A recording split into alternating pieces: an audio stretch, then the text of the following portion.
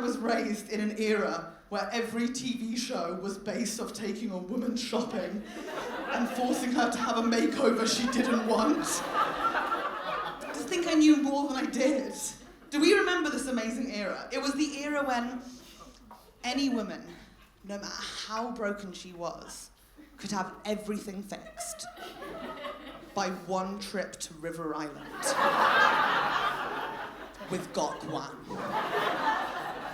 She'd arrive on screen and be like, so my partner left me and my house is on fire and I don't have a job and turns out I don't have a vagina anymore, so it's fucking mad. And they'd be like, oh, yellow chunky waist belt? She'd be like, yes! Such a good time. It was the same era in Britain where every woman believed, and I say believed with no sense of irony, that if we ate 2 bowls of Special K twice a day for 2 weeks, we'd lose a jean size. Okay, that is actually the reason we don't have equal pay. It's because we don't deserve it. We're such dumb bitches. It's embarrassing at this point. I love makeover TV shows. I genuinely love them. Like, I miss them being on TV. We've only got a couple left. You know, my friend, she thinks the reason we don't have makeover TV shows anymore is because we don't need them. Because everyone is perfect just the way they are. That's like isn't that so nice? Like, I'm just dying saying it. Like, it's so cute. It's so cute. Like, you are perfect just the way you are. I love it. It's not true.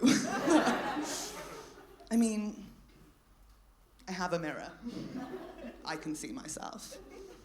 I have eyes. I can see all of you. We all need a makeover. And I'm not just saying that physically, of course not. I'm talking mentally. Of course you should always want to be a better version of yourself, a kinder person, a more generous person. You should always want that. It's just, I take it a little bit further. Sometimes try and become a different version of myself, a whole new person. I'd say I've been doing this since I was 14. Once a year since I was 14, I've wanted to be a new person so badly that I've just freaked out in the middle of the night and panicked and cut myself a fringe. I'm so aware I should say fringe.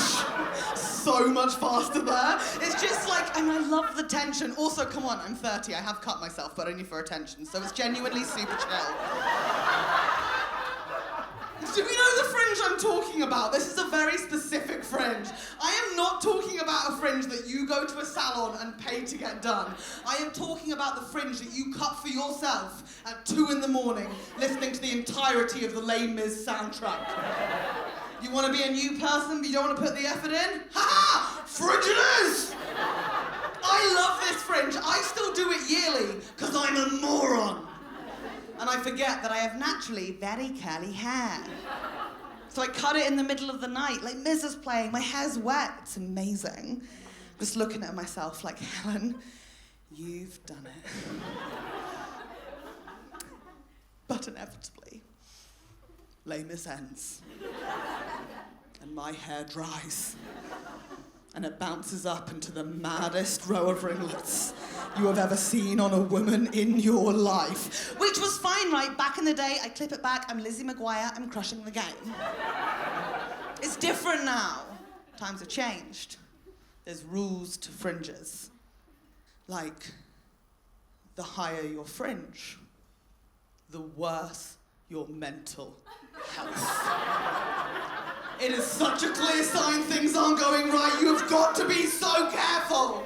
I'm only doing it once a year because I have this vision in my head, this dream of like me with my new fringe, looking amazing, walking down the street, running into my ex-boyfriend, and him being like, oh, who's the angel with the fringe? And I'm just like, ha! It's me! It's Helen! Love me! How amazing! I should make it clear that is literally never gonna happen. Like, ever. This is always a bit tricky to say, but When I say ex, I am referring to a guy that I refer to as an ex. But he does not refer to me as an ex. He refers to me as someone who just hung around him a lot for a long time. But I'm like, well, I was in love and I got my heart broken, so I'm counting it as a relationship. Thank you. We've all had that relationship, right? When you were like, we're in love, you just missed it. It's a tricky relationship to do. I was in one of these relationships for so long, and I was just walking around to my friends like, you can't meet him, but it's super serious, it's a relationship. Some of you might call that lying. Yeah, lying. I'm a liar, okay, I'm a liar. But I'm damn good at it. I'm a good liar. And do you know why I'm a good liar? Because I learned from the best. Because my mum, such a good liar. My mum's incredible at lying, incredible. I do want to go into my mum. I just want to check and see if anyone's got a similar mum to me in. I've got a very classic British mum where if I have a headache, she'll have a brain tumour. Always going to be one step ahead with her dramas. My mum's amazing. She only lies to protect herself, which I think is important. She just takes it that one step further. In 1997, my mum did the best lie. Now, do you guys remember 97? It was like the best year ever. Like, Diana died, Titanic came out, it was incredible. Also, do you know that some people think those two events aren't related? Not! In 97, my mum found herself in that classic situation where all of her friends got together to go and see the film Titanic, and they didn't invite her. Which sucks, right? Like, it's awful, that feeling of being left out the group, but it happens to all of us, and then usually you move on. But what was awful was the following Monday, my mum was with all of them at the school gate, and they were all talking about the film and how amazing it was, how much fun they had. And then one of them, Rosemary, don't even get me started. She was like, oh, God, oh, we're so wicked. We didn't invite you. Did we, Anne?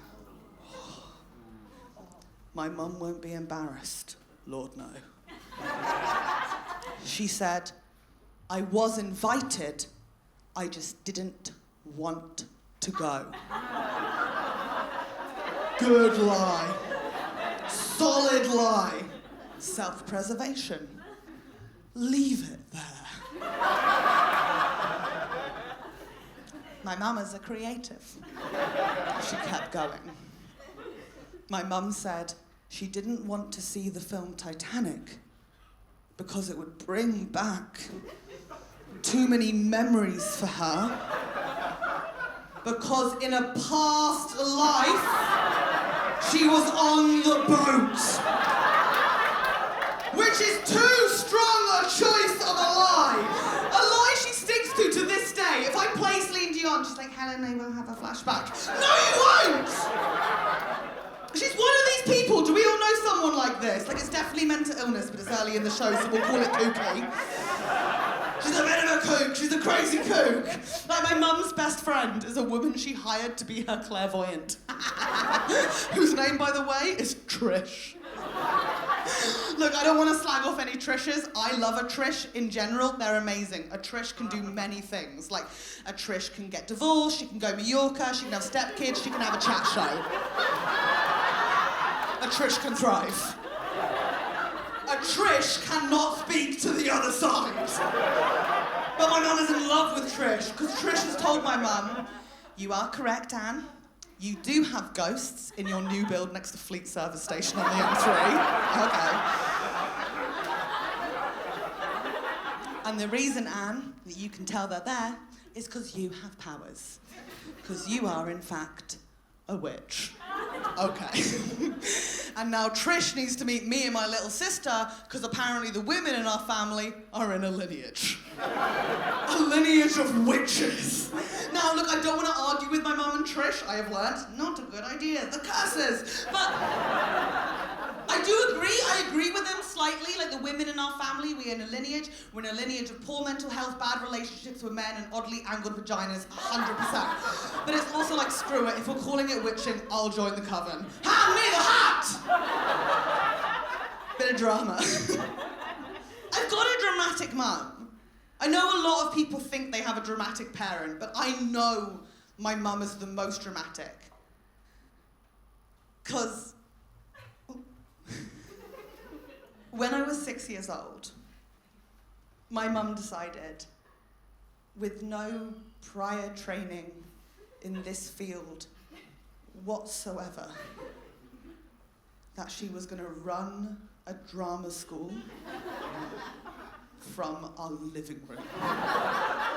All she did was change the family voicemail service from "Hello, you've reached the Bauer family" to "Hello, you've reached the Bauer family and the Anne Bauer School of Drama."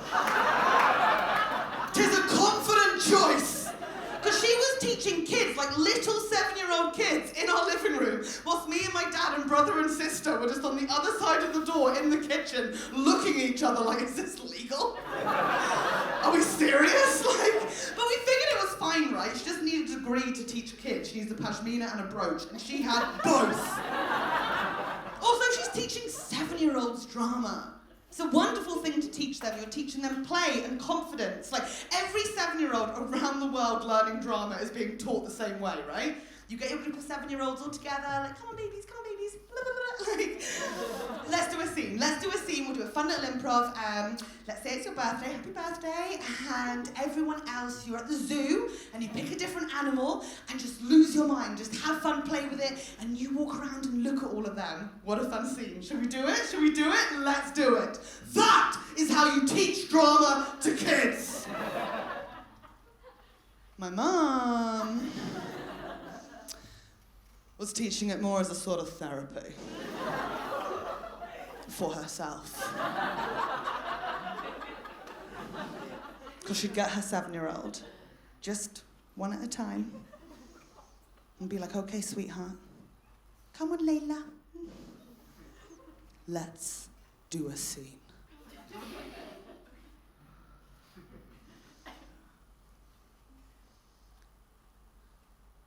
You're a middle-aged woman.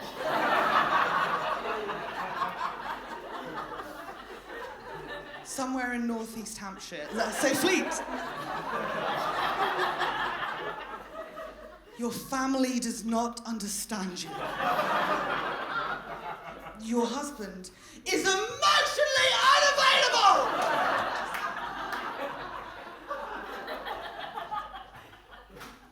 You have a migraine.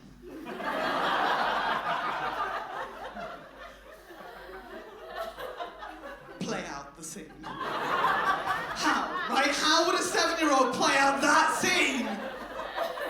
The answer is I did, and I did it very well.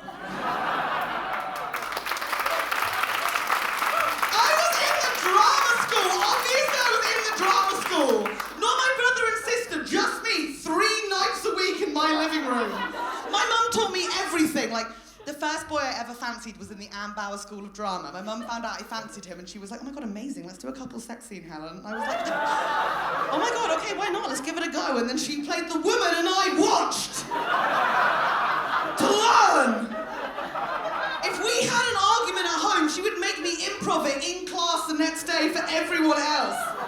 I played ungrateful, secret-eating daughter so many times.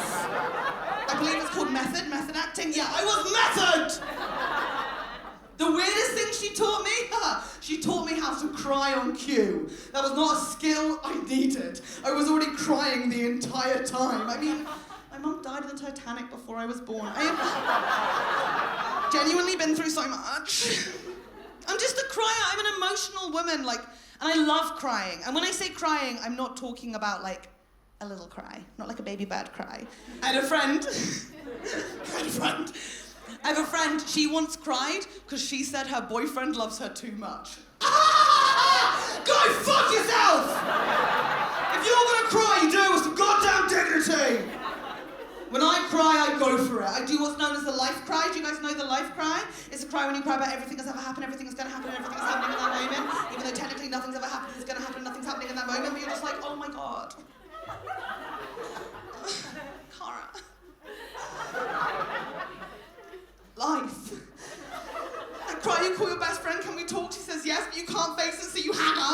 the attention.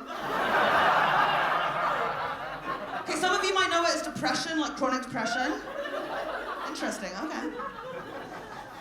For anyone not getting this cry, I can best describe it as the cry where you really get the lyrics. To Jeff Buckley's Hallelujah. Even though it reflects our lives in no way. But you're just like, oh my fucking God. Shit. She tied him to the kitchen chair.